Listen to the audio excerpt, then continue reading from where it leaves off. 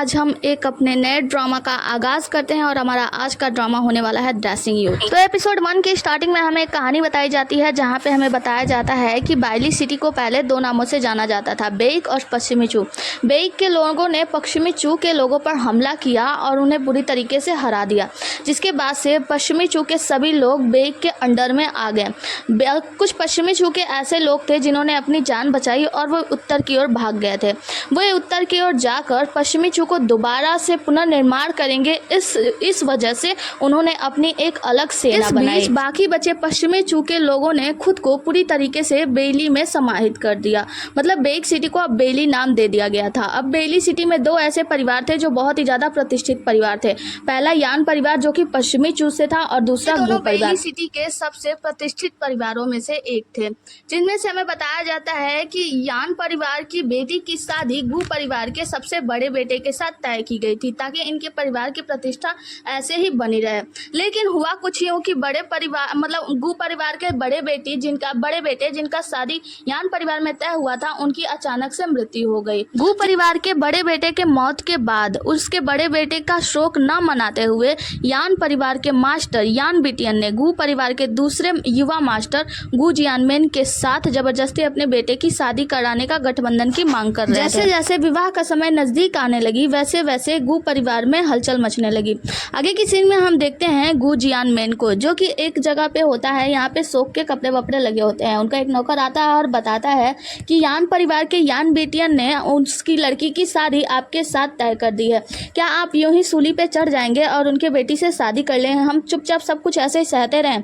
यहाँ पे हम देखते हैं कि जो मिस्टर गु जियानमेन होते हैं वो कहते हैं कि हम ऐसा कैसे कर सकते हैं, और उसके बाद से बाहर निकलते हैं, अपनी तलवार निकालते हैं और तलवारबाजी करने लगते हैं पानी के साथ। हम देखते हैं कि वो पानी के बूंदों को भी काट देते हैं और कहते हैं कि मैं इतनी आसानी से ये सब कुछ नहीं सह सकता। इन लोगों ने जिस तरीके से हमारे ऊपर ऐसे दबाव डाले हैं, ये वो कह रहे थे ना कि हम शोक का कपड़ा हटा के लाल कपड़े को लगाएं जो कि शादी का प्रतीक है। तो ठीक है, मैं इन शोक के सफेद कपड़े को मैं उनके खून से रंग दूंगा और मैं इस परीक्षा में अव्वल आऊंगा। सीन कट होता है और हमें चाईसांग शहर का सीन दिखाया जाता है और हमें दिखाया जाता है यहाँ पे एक दुकान और इस दुकान के सामने बैठा एक लड़का, और इस लड़के का नाम है बाई डोंगजुंग, जो कि हमारे स्टोरी का मेल लीड होने वाला है। हाँ, तो मेन लीड यहाँ पे बैठा होता है और कहता है कि चाईसांग सिटी में थोड़ी सी तो शोरगुल होना चाहिए। यहाँ पे तो एक परिंदे भी पर नहीं मार रहे हैं, और ये यहाँ पे अपने वाइन शॉप खोल के बैठा है। जिसके पास से वो देखता है जो कि एक मीट कटर मतलब एक मीट काटने वाला आदमी जो कि बड़ी अजीब तरीके से मीट काट रहा होता है, एक आदमी जो कि तेल बेच रहा होता है, एक बुढ़िया जो कि कुछ सिलाई कर रही होती है, और एक लेडी जो कि कुछ बना रही होती है। लेकिन उसका कोई फायदा नहीं है, इसके दुकान पे कोई भी आ नहीं रहा होता है। ये बैठे बैठे बोर हो रहा होता है। कहता है कि आखिर यहाँ पे कोई आता क्यों नहीं है, चलो मैं ही कुछ करता हूँ। उसके बाद से उठता है और उठ के मीट शॉप वाले के पास जाता है, जिसके बाद से उसका साई से कहता है कि भाई दारू पियोगे क्या? वो कहता है कि मतलब वो तो बोलता नहीं है और मीट अजीब तरीके से काटता है, तो वहां से डर जाता है। कहता है अरे यार इतना गुस्सा मत करो, मैं तुमसे पैसे नहीं लूंगा, आ जाओ फ्री है। जिसके बाद से मीट काटने वाला जो होता है ना, वो फिर मीट काटता है, डर जाता है। ये तो हमारा हीरो कहता है भाई डोंगजुआन एक काम करो, मेरे लिए मीट पैक कर दो। जिसके बाद से वो आदमी मीट पैक कर देता है। जिसके बाद से ये जाता है उस तेल वाले आदमी के पास और उसके सामने ही खड़ा हो जाता है और उसे कहता है कि भाई दारू पियोगे क्या? हम देखते हैं कि जो तेल वाला आदमी होता है ना, सामने वाली रेस्टोरेंट वाली लड़की को लाइन दे रहा होता है। लेकिन हमारा हीरो बीच में ही आ जाता है, तो वो कहता है अरे यार सामने से हटो। तो वो कहता है कि मैं जानता हूँ कि तुम उसे पसंद करते हो, तो तुम थोड़ा सा दारू वारू पी लो, जिसके बाद से तुम्हारे अंदर ताकत आ जाएगी और तुम अपनी बात तुरंत कह दोगे। तो वो जो आदमी होता है ना, वो कहता है भाड़ में जाओ यहाँ से। उसके बाद से हम देखते हैं कि हमारा हीरो जो भाई डोंगजुआन होता है वहाँ से जाने लगता है। तो वो जो लड़की होती है ना, वो कहती है कि अरे तुमने मुझसे तो पूछा ही नहीं। लेकिन हमारा हीरो कहता है नहीं मोहतरमा मुझे माफ करना, और वहाँ से मीट लेके जल्दी जल्दी अपनी दुकान के अंदर चला जाता है। जब ये अंदर जाता है तो देखता है कि टेबल पे एक जो लड़का होता है वो सो रहा होता है, और ये यहाँ का वेटर है। इसका नाम है सिंगकोंग चांगफेंग, तो हम इसे सिंगकोंग ही बोलेंगे। तो ये जाता है तो कहता है कि सिंगकोंग उठ जाओ, सवेरा हो गया। ये कैसा वेटर है जिसे मालिक खुद जगाता है? और तुम्हें ये नहीं लगता कि चाईसांग सिटी थोड़ा अलग है? जब से मैं आया हूँ तभी से शायद ऐसा हुआ है क्या, या पहले से था? मतलब ये सिटी इतनी अकेली है, सुनसान गली है, कोई आता जाता नहीं है। यहाँ तक कि यहाँ पे काम करने वाले लोग भी बहुत अजीब है। कौन, क्या तुम्हें कुछ अलग नहीं लगता? अभी ये बात कर रहा होता है तभी बाहर से घोड़े की आवाज आती है और ये मालिक बहुत ही ज्यादा खुश हो जाता है, मतलब बाइक खुश हो जाता है और बाहर जाता है कि जरूर कोई ग्राहक आ गया। बाहर हम देखते हैं कि घोड़ा गाड़ी से एक आदमी निकलता है और ये यान परिवार का मास्टर यान बिटियन होता है। यान बिटियन बाई डोंगजुन के शॉप के सामने सामने आता है और उसका वाइन शॉप का नाम पड़ता है। जिसके बाद से बाई डोंगजुंग बाहर आता है और कहता है कि हाँ मेरे शॉप का यही नाम है। जिसके बाद से वो कहता है कि आइए मैं आपको वाइन चखने के लिए देता हूँ, आप अगर एक बार यहाँ की वाइन पी लेंगे ना तो दोबारा कहीं जाएंगे ही नहीं। तो यान बिटियन कहता है ऐसा है क्या, तो लाओ फिर टेस्ट करते हैं, चलो देखते हैं तुम्हारे वाइन में क्या खास बात है। वो कहता है कि ठीक है फिर आइए मैं आपको चखाता हूँ, और उसे लेकर अंदर जाता है और कहता है कि देखिए आप हमारे यहाँ के पहले ग्राहक हैं। यान बिटियन जब अंदर जाता है तो देखता है कि कॉन्ग वहाँ पे टेबल पे लेटा हुआ है। तो यान बिटियन कहता है कि तुमने कहा हम पहले ग्राहक हैं, यहाँ तो पहले से ही कोई ग्राहक है। तो यहाँ पे जो हमारा बाई डोंगजुआन होता है वो कहता है कि वो ग्राहक नहीं है बल्कि यहाँ का वेटर है। वो कहता है कि वेटर, मुझे तो लगा तुम वेटर हो। वो कहता है अरे नहीं भाई मैं मालिक हूँ। जिसके बाद से वो कहता है हमारा बाई डोंगजुंग कि आइए बैठिए, और उसे बैठा कर ढेर सारी शराब की बोतलें रख देता है उसके सामने। कहता है कि आप टेस्ट कीजिए, ये सारी वाइन जो है ना मतलब यहाँ की स्पेशलिटी है और आपको जरूर बहुत ही ज़्यादा पसंद आएगी। यान बिटियन पूछता है कि वैसे इसका दाम क्या है। तो वो बताता है कि वैसे तो यहाँ पे सभी लोग 18 लियांग में बेचेंगे, लेकिन क्योंकि ये स्पेशल वाइन है और हम इसमें कुछ भी मिलावट नहीं करते तो मैं आपको 20 लियांग में बेचूंगा। यहाँ पे उसके पीछे जो गार्ड होते हैं वो उसे धमकाने की कोशिश करते हैं बाई डोंगजुंग को। तो यान बिटियन उन्हें रोक देता है और फिर उसे 500 लियांग देता है। कहता है कि ठीक है मैं वाइन जरूर टेस्ट करूंगा। जिसके बाद से कहता है कि बाई डोंगजुंग वैसे ये वाइन बहुत ज़्यादा है तो क्यों ना तुम भी मेरे साथ बैठकर टेस्ट करो। बाई डोंगजुंग उसके पास बैठ जाता है और एक एक वाइन जब वो सर्व करने लगता है यान बिटियन, तो वो कहता है नहीं ये वाली नहीं, ये सर्द मौसम में पीने में अच्छा होगा, इसका स्वाद बहुत गहरा होगा। मतलब ऐसे ऐसे कह के 2-4 वाइन को जो है वो हटाता है, लेकिन फिर एक वाइन लेकर वो लोग टेस्ट करते हैं यानी पीते हैं। यान बिटियन कहता है कि भाई तुम्हारी वाइन तो सचमुच में बहुत ही ज़्यादा कमाल की है, मतलब आज तक मैंने इतनी सारी वाइन चखी लेकिन ऐसा वाइन नहीं चखी, लेकिन तुम्हें पता है ये 5वें नंबर पे कमाल की वाइन है। तो यहाँ पे जो हमारा बाई डोंगजुंग होता है वो कहता है अच्छा तो पहले नंबर की वाइन कहाँ मिलती है। यान बिटियन बताता है कि यह तियानकी शहर में है, डियाओलू नाम के एक दुकान पर क्यूलू बाई नामक शराब है जो 3 प्रकार के स्वाद देती है और वो ना नंबर 1 का है। तो यहाँ पे जो हमारा हीरो होता है वो पूछता है कि अच्छा वैसे मैं वहाँ जा तो नहीं सकता, लेकिन अगर तुम मुझे मौका दो तो मैं यहीं पे एक अच्छा स्वादिष्ट शराब बना सकता हूँ। और शराब बना के पीता है और फिर कहता है कि भाई तुम लोग भी लो एक एक वाइन का मतलब ग्लास लो पियो। तो यहाँ पे यान बिटियन जो होता है वो अपने आदमियों से इशारा कहते हैं कि हाँ बिल्कुल तुम लोग भी लो ना। जिसके बाद से वो कहता है कि वैसे ये शराब अच्छी है, और जो सिकोंग होता है ना उसके तरफ फेंकता है। कहता है कि वैसे ये वेटर सोया हुआ है, इसे भी तो शराब पीना चाहिए। जब सिकोंग की तरफ फेंकता है ना तो सिकोंग उसे कैच कर लेता है, मतलब वो सोया तो होता है लेकिन कैच कर लेता है और उस शराब को सूंघता है। कहता है कि वो वाकई ये तो बहुत ही ज़्यादा अच्छी है। जिसके बाद से वो पी लेता है और कहता है कि ये तो सच में बहुत स्वादिष्ट है, मुझे तो और भी ज़्यादा चाहिए। जिसके बाद से वो यान बिटियन के पास आता है और उस शराब के प्याले के लिए लड़ाई करने लगता है और यान बिटियन भी उसे वो शराब का प्याला नहीं दे रहा होता। यान बिटियन कॉन्ग को उठाकर दूर फेंक देता है और कॉन्ग वहाँ पे संभल जाता है। जिसके बाद से कॉन्ग जो होता है वो अपनी जो भी उसके पास हथियार होता है उससे लेकर लड़ाई करने के लिए चला आता है। यान बिटियन अपने आदमियों को रोक देता है जब उसके आदमी वहाँ पे लड़ाई करने के लिए आगे बढ़ते हैं। यहाँ पे जो हमारा हीरो होता है वो समझा रहा होता है कि देखो ये मेरी दुकान है तो यहाँ पे बहुत महंगी महंगी चीज़ें लगी हुई हैं, आप लोगों को इसका भुगतान करना पड़ेगा, मतलब पैसे देने होंगे। हम देखते हैं कि जो सिकोंग होता है ना वहाँ पे मार के टेबल फोड़ देता है, तोड़ देता है, मतलब वो एक तकनीकी का इस्तेमाल करता है जिससे वो टेबल टूट जाता है और ये यान बिटियन कैच कर लेता है। कहता है कि ये मामूली सा वेटर तो नहीं लग रहा है। जिसके बाद से हम देखते हैं कि सिकोंग एक जगह पे खड़ा होता है दोबारा हमला करने के लिए। तभी यहाँ पे बाई डोंगजुंग यानी हमारा हीरो जाता है और उसे एक थप्पड़ मारता है उसके सर पे टपली और कहता है कि पागल कहीं के, अभी तक तो सो रहे थे और अब उठकर यहाँ पे बनच्चरे ही कर रहे हो, मतलब ये सारी चीजें फैला रहे हो, इसे कोई काम नहीं है। जिसके बाद से वो यान बिटियन से कहता है कि माफ कीजिएगा ये इधर उधर ऐसे घूमता रहता है, बहुत बकवास करता रहता है, तो ये थोड़ा सा तेज तरार है, मुझे उम्मीद है आपको इससे कोई परेशानी नहीं होगी। जिसके बाद से वो अपने आदमियों को मतलब वहाँ पे जो यान बिटियन होता है उन लोगों को कहता है कि आप लोग बैठिए वाइन वाइन पीजिए, आप लोगों को कोई परेशानी नहीं होने वाली है। जिसकी वजह से हम देखते हैं कि कॉन्ग साइड में चला जाता है। तो यान बिटियन जो होता है वो कहता है कि वैसे तुम्हारी शराब की वाइनें सच में बहुत ही ज़्यादा अच्छी है, अव्वल दर्जे की है, वैसे अब हमें यहाँ से चलना चाहिए और मैं दोबारा जरूर आऊँगा तुम्हारी वाइन चखने के लिए। और वहाँ से अपने आदमियों के साथ जाने लगता है। जब जाने लगता है तो हम देखते हैं कि यहाँ पे एक जो सैनिक होता है ना वो जा नहीं रहा होता, वो इन लोगों को देखकर मुस्कुरा रहा होता है इन लोग की हरकतों पे। जिसके बाद जब ये लोग बाहर चले जाते हैं तो हमारा हीरो जाता है कॉन्ग के साथ बाहर। तो वो हमारा हीरो कहता है कॉन्ग से वैसे मैंने सूंघ लिया था कि इस गाड़ी में कोई लड़की भी है। तो कॉन्ग कहता है क्या तुम सच कह रहे हो? तो बाई डोंगजुंग कहता है कि हाँ सच में मैंने सूंघ लिया था कि उसके अंदर एक लड़की है। जिसके बाद से हमें दिखाया जाता है कि उसके अंदर जो लड़की होती है वो यान बिटियन की बहन होती है जिसकी शादी पहले ही तय हो चुकी है गु जियानमेन से, और इस लड़की का नाम होता है यान लिउली। तो हम इसे लिउली के नाम से जानेंगे। तो लिली अपने सर पे हाथ रखी होती है। तो यान बिटियन पूछता है क्या हुआ, तुम ठीक तो होना? तो वो कहते हैं हाँ बस सर में थोड़ा सा दर्द है। जिसके बाद से यान बिटियन कहता है कि ये लोग बहुत ही ज़्यादा आश्चर्यजनक थे। तो वो कहता है कि अच्छा क्या हुआ। तो वो बताता है कि तुम्हें पता है ये लोग शराब बेच रहे हैं जिसका स्वाद बहुत ही ज़्यादा अच्छा है, और बताता है कि तुम्हें पता है चाईसांग शहर में मैंने सब कुछ अपने अंडर में कर लिया, जिसके बाद से सारे दुकानों और सभी के बारे में जानकारी का पता लगा है। सबकी जानकारी तो मिली, लेकिन बस इसी दुकान का हमें कोई ब्यौरा नहीं मिला, तो मुझे लगा कि शायद इसका कोई मालिक नहीं होगा और ये बस यूं ही पड़ा होगा। लेकिन अब जब मैं यहाँ पे आया हूँ तो मैंने देखा यहाँ पे एक वाइन शॉप खुल गई है, और यहाँ का मास्टर भी ना, मतलब यहाँ का जो मालिक है वो काफ़ी अलग है। यहाँ का जो मालिक है बाई डोंग जोन, उसके पास कोई ऐसी ताकत नहीं है, तलवारबाजी वगैरह तो नहीं जानता, और साथ ही वो चालाक भी नहीं है। लेकिन हाँ, यहाँ पे रह रहा जो वेटर है ना वो काफ़ी चालाक लगा, और मुझे लगता है कि उसके पास शायद कुछ ऐसे स्किल्स वगैरह हैं। लेकिन कोई बात नहीं, मैं अपने आदमियों को भेजूंगा, बाद में इन्हें आकर देख लेंगे।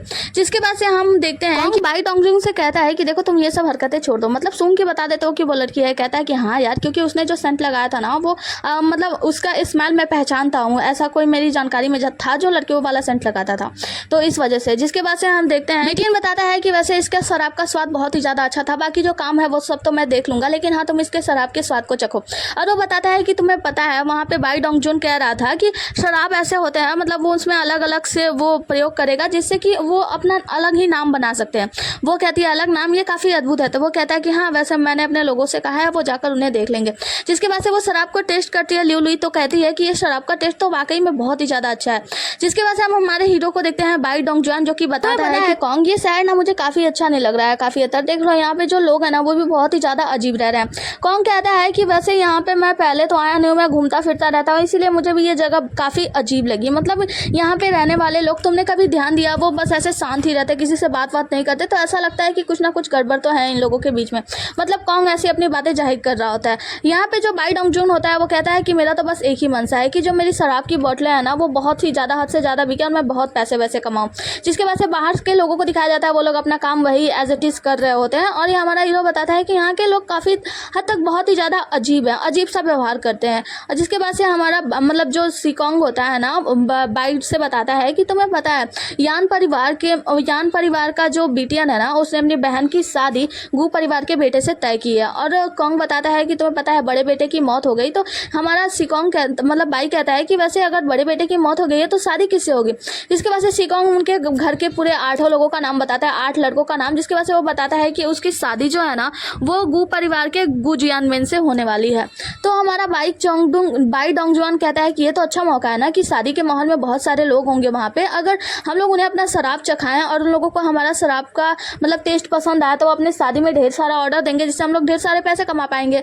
तो सिकोंग कहता है कि हाँ तुम्हारा आइडिया तो अच्छा है, लेकिन तुम्हें क्या लगता है कि कौन करेगा हमारी बात, क्योंकि हमें लगता है कि गू जियानमेन है ना वो शायद अभी नाराज चल रहा होगा। तो हमारा जो हीरो होता है बाई डोंग जोन तो कहता है कि चलो मौका क्यों खोए, चलो फिर चलते हैं गू जियानमेन के घर और जो गू जियानमेन से बातें करेंगे और उसे अपनी शराब का जो है ना 1-2 टेस्ट कराएंगे। अगर उसे पसंद आएगा तो अपनी शादी में ढेर सारा ऑर्डर भी दे देगा। इस सीन में हम देखते हैं कि हमारा हीरो बाइली और सिकोंग दोनों छुपते छुपाते निकल जाते हैं गू जियानमेन के हवेली की तरफ, यानी जिनान सर्किट में। हमारा हीरो पूछता है सिकोंग से कि वैसे हम छिपते छुपाते क्यों आ रहे हैं, हम सामने से भी तो आ सकते हैं ना। तो सिकोंग कहता है देखो इतने सालों से मैं घूम रहा हूँ फिर रहा हूँ तो मैं पता लगा चुका हूँ, यहाँ पे अगर हम सामने से आएंगे ना तो जिनान सर्किट में घुसना भी मुश्किल होगा, इसीलिए हमें छुपते छुपाते जाना होगा। जिसके बाद से ये लोग जा रहे होते हैं छुपते छुपाते और एक जगह पे छिप रहे होते हैं तो देखते हैं कि अचानक से वहाँ पे 2 लड़कियाँ होती है, ऊंचाई पे खड़ी होती है घर के ऊपर, और अचानक से वो कुछ जादू करती है जिसके बाद से अंधेरा हो जाता है, मतलब रात का समय हो जाता है। यहाँ पे हमारा हीरो जो बाइली होता है वो कहता है कि भाई सिकोंग देख रहे हो वहाँ पे 2 लड़कियाँ दिख रही हैं। वो कहता है कि हाँ मैं देख रहा हूँ। जिसके बाद से हम देखते हैं कि 2 लड़कियाँ जो होती है वो कुछ जादू वादू कर रही होती है, और दूसरी तरफ हम देखते हैं कि गू जियानमेन का आदमी बताता है कि मास्टर बाहर कुछ हो रहा है। जिसके बाद से हम देखते हैं कि जो मास्टर होता है ना मतलब गू जियानमेन वो कहता है कि तुम चिंता मत करो, अभी कुछ मतलब अभी सामने आ जाएगा। और हम देखते हैं कि ये दोनों लड़कियां कुछ जादू करती हैं और कुछ स्पाइडरमैन की तरह इनके हाथों से रस्सियां निकलती हैं और उसी पे एक आदमी आकर चलने लगता है छतरी लिए हुए, और ये होता है छतरी का भूत। बाइली सिकोंग से कहता है कि सिकोंग देख रहा है ये तो भूत है। तो वो कहता है कि हाँ मैं देख रहा हूँ। हम देखते हैं कि जो बाइली होता है ना वो तो डर के साइड में हो जाता है। यहाँ पे जो हमारा जो आदमी होता है ना वो अपने मालिक से कह रहा होता है, यानी गू जियानमेन से, कि मालिक बाहर कोई आया है। हम देखते हैं कि जो छतरी का भूत होता है ना उस रस्सियों से चल के गू जियानमेन के पास आता है। तो गू जियानमेन उसे देखते ही कहता है कि तुम तो काले रिवर वाले लोग हो ना, मतलब ब्लैक रिवर के लोग हो। तो वो कहता है कि मैं सुमुयू हूँ। जिसके बाद से जो हमारा गू जियानमेन होता है वो कहता है कि मुझे पता है तुम यहाँ पे क्यों आए हो ये बताओ। तो जो सुमुयू होता है वो कहता है कि मैं तुमसे एक मदद के लिए आया हूँ। तो वो कहता है कि वैसे गोश्त लोगों को मतलब भूतों को सहायता की कैसे आवश्यकता होगी, तुम मुझसे दोस्ती क्यों करना करना चाहते हो। तो जो सुमुयू होता है वो कहता है कि हमें भी आवश्यकता होती है कि माना कि मैं छतरी वाला भूत, हम काले नदी वाले लोग हैं, मतलब ब्लैक रिवर के लोग हैं, लेकिन फिर भी हमें भी मित्रता की आवश्यकता होती है। अगर तुम्हें पता है काले मतलब ब्लैक रिवर वाले जो लोग हैं ना, वो अगर किसी पे भरोसा कर सकते हैं तो वो सिर्फ तुम हो गुजियानमेन। हम तुम पर ही भरोसा कर सकते हैं, इसीलिए मैं तुमसे कुछ बात कहने के लिए आया हूँ। मैं चाहता हूँ कि तुम हमारी मदद करो, और जिसमें मैं तुम्हारी मदद करूंगा तुम्हारे बड़े भाई के मौत की सच्चाई के बारे में पता लगाने का। हम देखते हैं कि गुजियानमेन गुस्सा हो जाता है, कहता है कि देखो मैं अपने बड़े भाई के मौत का बदला ना मैं ले लूंगा और मैं पता लगा लूंगा, लेकिन मुझे उसमें तुम जैसे दुष्टों की जरूरत नहीं है, मतलब उसकी सहायता के लिए तुम्हारी जरूरत नहीं है। और वो बाहर निकलता है गुस्से में, और जो होता है उस भूत से, मतलब छतरी वाले भूत से लड़ाई करने लगता है सुमुयू से। सुमुयू भी उसको, वो भी कम नहीं होता, वो भी उससे लड़ाई कर रहा होता है। और जो हमारा गुजियानमेन होता है ना, वो बहुत बुरी तरीके से पानी का ही एक अलग तरीके का मतलब भव्य दृश्य बनाता है। और जो सुमुयू होता है वो भी, हम देखते हैं कि जब जो हमारा सुमुयू होता है यानी छतरी वाला भूत जब वो हमला कर रहा होता है ना, तो गुजियानमेन क्या करता है, अचानक से अपने तलवार को छोड़ देता है और सुमुयू के सामने आ जाता है।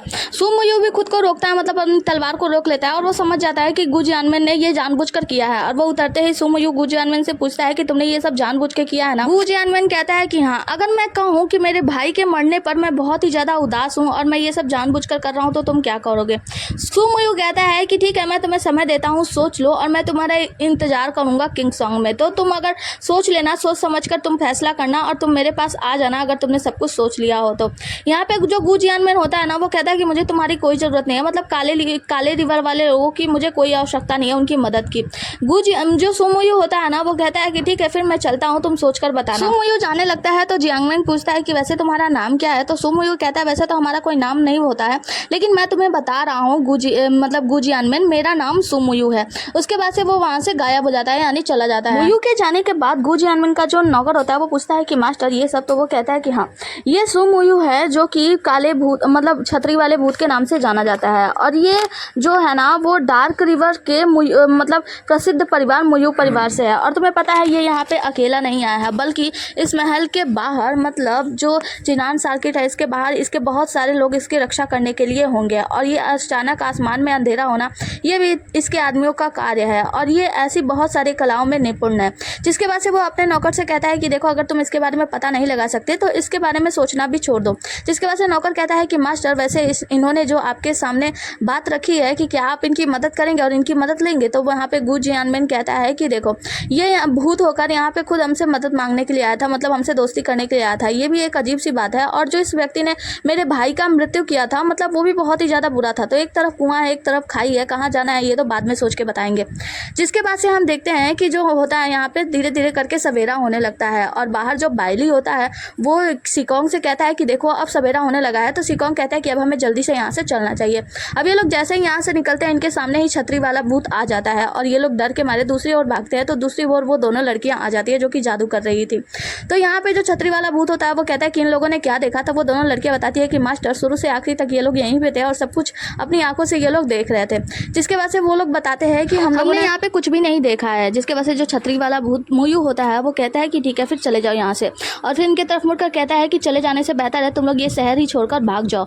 जिसके बाद से हम देखते हैं कि वो जो दोनों लड़कियां होती है वो कहती है लेकिन मास्टर, वो कहता है कि जाने दो इन्हें। और वो दोनों कहते हैं कि धन्यवाद, और वहाँ से धीरे से पीछे से निकलते हैं और फिर तेजी से दौड़ के भाग जाते हैं। जिसके बाद से हम देखते हैं कि बाइली जो होता है वो सिकोंग के साथ अपनी दुकान पे वापस आ जाता है। और ये लोग अपना सामान रखते हैं और देखते हैं कि ऊपर से वही तेल जो बाहर बेच रहा होता है ना, वो आदमी नीचे आ रहा होता है। तो बाइली कहता है कि यार, अभी एक मुसीबत से निकले नहीं कि दूसरा मुसीबत देखो आ गया। और ये आदमी बड़ी अजीब तरीके से सीढ़ियों से उतरता हुआ आ रहा होता है और कहता है कि भाई तुम आ गए, मैं तो यहाँ पे शराब खरीदने के लिए आया हूँ। तो बाइली कहता है कि वैसे शराब की बोतल आखिरी बची थी और वो समाप्त हो गई। वो कहता है कि ऐसी बात है, लेकिन मुझे तो चाहिए। उसके ऊपर हमला कर देता है, लेकिन यहाँ पे सिकोंग जो होता है वो उस आदमी से बचा लेता है। जिसके वजह से जो सिकोंग होता है ना, वो बाइली को कहता है कि मास्टर, जाके छुपने का कोई जगह ढूंढ ले, उसके वजह से मैं इसे संभालता हूँ। और जो यहाँ पे जो बाइली होता है ना, वो जाके साइड में खड़ा हो जाता है। ये देखता है कि वो तो सच में साइड में खड़ा हो गया। उसके बाद से ये जाके खुद उस आदमी से, मतलब तेल जो बेच रहा होता है आदमी ना, उससे लड़ाई करने लगता है। उसके ऊपर हमले पे हमला कर रहा होता है। ये दोनों एक दूसरे के साथ बड़े मतलब बेदर्दी तरीके से लड़ रहे होते हैं। यहाँ पे बहुत सारे सामान टूट फूट भी रहे होते हैं। बाइली जो होता है वो मना कर रहा होता है कि भाई तुम ये सब क्यों कर रहे हो, तुम्हें जो भी बात करनी है बात कर लो। तो वो कहता है कि बात करने के लिए रह ही किया गया है, और उसके ऊपर हमला करने लगता है। जिसके बाद से हम देखते हैं कि जो सिकोंग होता है ना, वो उसको एक तरीके से मार के गिरा देता है और उसके तरफ एक चील के आकार में बनता हुआ उसके तरफ उड़ता हुआ जाता है कि अब तो इसे जान से मार ही दूंगा, मतलब अब तेल वाला आदमी तो समाप्त ही होने वाला होता है। लेकिन जैसे ही ये करीब जाता है ना, वहाँ वहाँ पे हम देखते हैं कि जो मीट काटने वाला आदमी होता है वो सामने आ जाता है, उसे उठाकर फेंक देता है। सिकोंग जाकर दूर गिरता है और कहता है कि ओहो भाई तुम भी आ गए यहाँ पे। तो मीट काटने वाला आदमी कहता है कि हाँ मैं भी आ गया, तो चलो अब फिर मिलकर लड़ाई करते हैं। इसके बाद से हम देखते हैं कि बाइली भी सामने आ जाता है और बाइली कहता है कि आखिर तुम लोग ये सब कर क्यों रहे हो, तुम लोग चाहते क्या हो। तो यहाँ पे जो मीट काटने वाला आदमी होता है ना वो कहता है कि अरे यार तुम पागल हो क्या, मूर्ख हो, तुमने गलत जगह पे अपना वाइन शॉप खोल लिया है। जिसके बाद से सिकोंग बोलता है मालिक आप सचमुच में मूर्ख हो, आपको पता नहीं है ये लोग इसलिए आए हैं क्योंकि आपने यहाँ पे जो वाइन शॉप खोली है, ये लोग क्या कर रहे हैं ना कि अपनी दुकानें वकानें खोल के और यान मतलब गू परिवार को चारों तरफ से घेरे हुए हैं, लेकिन हम लोग उनके रास्ते में आ रहे हैं, इसीलिए वो हम लोगों को मारने के लिए आए हैं। तो बाइली कहता है कि अच्छा ऐसी बात है क्या। तो सिकोंग कहता है ठीक है फिर तुम लोग भी मरने के लिए तैयार हो जाओ। और हम देखते हैं कि ये जो मीट काटने वाला आदमी होता है ये हमला करने लगता है और सिकोंग इन्हें सिकोंग जो होता है वो बार बार उससे के हमले से बचा रहा होता है, उसके ऊपर हमला भी तबातोड़ कर रहा होता है। जिसके वजह से हम देखते हैं कि सिकोंग जो होता है ना उस पर भारी भी नहीं पड़ रहा होता है और जो वो मीट काटने वाला आदमी होता है ना वो भी बहुत जोर तेजी से उसके ऊपर हमला कर रहा होता है। यहाँ पे हम देखते हैं कि सिकोंग उसके हमले करने के तरीके से पहचान जाता है और कहता है कि मैं तुम्हें पहचान रहा हूँ, तुम यांग कियांग सुई हो ना, जो कि एक यमराज के नाम से जाना जाता है। वो कहता है कि हाँ तुमने सही पहचाना, तो चलो तुम दोनों मरने के लिए तैयार हो जाओ। उसके बाद से हम देखते हैं कि वो हमला करने जाता है और जो हमारा बाइली होता है वो दूसरी तरफ भागता है, लेकिन यहाँ पे वो रेस्टोरेंट वाली लड़की आ जाती है और वो उसका पीछा कर रही होती है, उसे पकड़ने का प्रयास कर रही होती है। बाइली कहता है कि तुम्हें क्या लगता है मैं बिना तैयारी के आऊँगा, लेकिन अचानक से वहाँ से गायब होने लगता है और वो जो लड़की होती है ना बार बार उसका पीछा कर रही होती है, उसे पकड़ने की कोशिश कर रही होती है, मतलब ये भी यहाँ पे इसके ऊपर हमला करने ही आई होती है। यहाँ पे हम देखते हैं कि जो बाइली होता है ना ये सिकोंग के जस्ट पीछे जाके खड़ा हो जाता है और ये जो लड़की कहती है वो कहती है कि वैसे तुम्हारे अंदर मतलब तुम चालाक तो नहीं हो, लेकिन हाँ तुम इतने ज़्यादा बुद्धू भी नहीं हो। जिसके वजह से ये दोनों लोग एक साथ में खड़े हो जाते हैं। तो जो सामान बेचने वाली लड़की होती है मतलब रेस्टोरेंट वाली और ये जो मोटा आदमी होता है यांग कियांग सुई, वो दोनों मिलकर कहते हैं कि ठीक है फिर ऐसा रहेगा ना, ऐसा करेंगे कि हम दोनों में से किसी एक को मार डालेंगे। तो सिकोंग इससे पहले मतलब सिकोंग कहता है कि मालिक मैं, तभी हम देखते हैं कि जो बाइली होता है वो कहता है कि हाँ मैं समझ गया, मुझे पता है कि तुम यहाँ पे मेरे वेटर थे तो तुम यहाँ से जा सकते हो, मैं मरने के लिए तैयार हूँ। सिकोंग कहता है हाँ, मालिक क्या बकवास कर रहे हो, पागल हो क्या, मैं आपके साथ मरने के लिए तैयार हूँ, देखो अगर मैं बच जाता हूँ ना तो फिर मैं आपको बताऊंगा। और इनसे कहता है कि तुम चिंता मत करो, मैं तुम्हें बचाने का पूरा प्रयास करूंगा। अभी ये दोनों लोग अपनी तलवार वाला लेकर तैयार हो रहे होते हैं और हम देखते हैं कि ऊपर एक आदमी होता है जो कि मुस्कुरा रहा होता है, कहता है कि तुम दोनों में से कोई नहीं मरेगा। और ये वही होता है जो कि पहले जब यहाँ पे शराब पीने के लिए आया था उस वक्त जो व्यक्ति इन लोगों को देखकर मुस्कुरा रहा था वही होता है। तो यहाँ पे जो तेल वाला आदमी होता है वो पहचान जाता है, तो वो कहता है कि अरे भाई तुम जहाँ हो ना यान बीटियन का एक सैनिक। वो कहता है अरे यार ये पुरानी पहचान है, चलो एक नई पहचान दिखाता हूँ, और अपने चेहरे पर से मास्क उतारता है। जब ये अपने चेहरे पर से मास्क उतारता है तो वो लोग कहते हैं कि क्या तुम लेई मेंसा हो। तो वो कहता है कि हाँ मैं लेई मेंसा हूँ। ये लोग कहते हैं लेई मेंसा, कौन लेई मेंसा। तो वो कहता है कि मैं लेई मेंसा हूँ, लेई परिवार से। और हमें पता चलता है इस आदमी का नाम मिस्टर झुओमो है जो कि लेई परिवार से है और ये बेइली के 8 युवा मास्टर्स में से एक है। और ये जब नीचे उतरता है इन सबके सामने आके खड़ा हो जाता है। इसी के साथ ये एपिसोड यहीं पे खत्म होता है। भाई साहब सच बताऊं तो ये ड्रामा ना बहुत ही ज़्यादा कंफ्यूजिंग है। मुझे तो कुछ चीज़ें ऐसी थी जो समझ में नहीं आई, लेकिन जैसे जैसे लिखा हुआ था मुझे समझ में आता गया, मैं समझाती गई। आगे अगर समझ में आएगा, कुछ कन्फ्यूज़न होगा ना तो मैं बता दूंगी। इसी के साथ मैं विदाई लेती हूँ, मिलते हैं अगले एपिसोड में। अगर आप लोगों ने इसे सपोर्ट किया, आप लोगों ने इसे देखा, तो मैं अगला एपिसोड जरूर बनाऊंगी। Tata bye bye, take care. और हाँ बहुत कंफ्यूजिंग ड्रामा है, सच बता रही हूँ।